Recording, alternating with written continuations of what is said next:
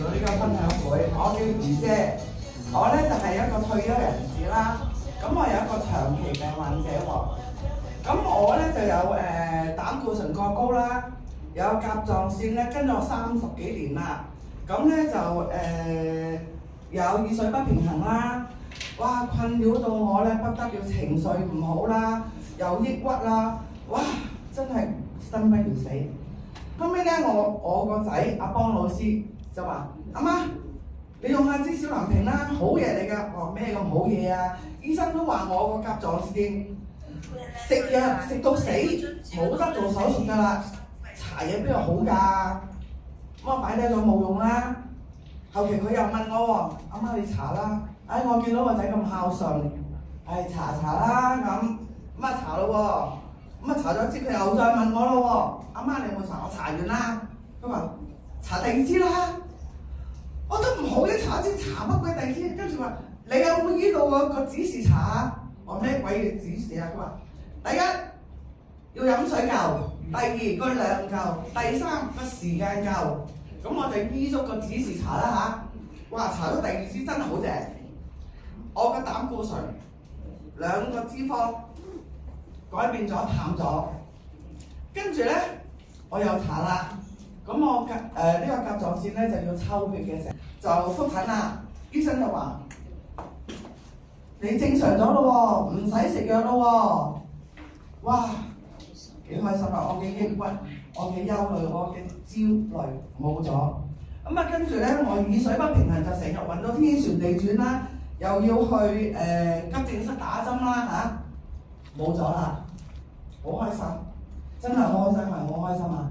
嗰陣時我情緒真係咧，我唔想見人嘅。好啦，以為好開心咯喎，點知仲有樣嘢嚟，真係倒霉。我咧就每1-2年咧就去做呢個子宮頸檢查嘅。咁啊去到家計會檢查，佢就話我：你個子宮細胞有啲異常變異喎，咁我話嚇，佢話我哋而家咧就轉介你去博愛醫院再做深層嘅檢查。咁我去博愛醫院啦嚇，檢查咗抽細胞1次、2次，第3次佢話俾我聽，你個子宮頸個細胞變異咧，可能去到有癌症嘅嗰個情況喎。咁我話醫生，你使唔使俾藥我食啊？佢話唔使食藥㗎啦，到你真係發現咗癌細胞啦，我哋就再同你化療，或者再同你開藥。死啦！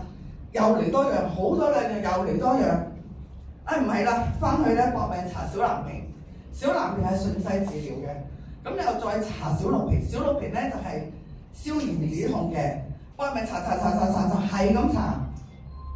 夠期翻去博愛咧，就呢個做睇報告咯喎。醫生咧就同我講係有個消息同你講，哇好驚！消息係壞消息定好消息啊？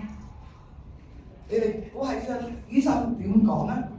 醫生話：謝淑儀，你個細胞正常啊，唔使再療。你攞去家計會度繼續每年去復診。跟進，哇！我當時咧開心到咧啲眼淚係咁流出嚟，因為點解啊？我用咗小藍瓶，我用得好，我係好多謝我仔邦老師，佢真係俾咗我健康，同埋好多嘢咧都好咗。咁於是乎咧，我就真係好繼續去用。咁我亦都多謝公司新生美嘅公司嘅老闆。即係研究咗呢一隻產品，就我係受益者，所以我好開心。所以咧，我就去分享俾人。咁我亦都分享咗俾我妹妹、我個女用，佢哋都用得好。咁咧，其實咧，我想問下大家除咗食藥之後咧，會唔會仲有辦法咧？其實係有辦法嘅，只要你走出第一步，咁就可以㗎啦。咁咧，所以我就好多謝公司嘅老闆。即係分享，即係研製一隻咁嘅產品俾我哋用。我亦多謝艾珊老師啦，多謝我哋咁多位老師啦，就佢哋咧就好鼓勵我，好支持我，好關愛我，就令我咧用咗個小藍瓶之後咧，就得着咗好多嘢。但係咧，如果咁多位咧小藍瓶咧，如果係初用嘅話咧，就真係堅持積極去用；未用過嘅話咧，就真係要試，因為咧我哋講係冇用。小藍瓶會俾到你嘅效果，俾到你嘅價值。你唔用咧，真係走寶；唔用咧，就真係損失咗呢個機會。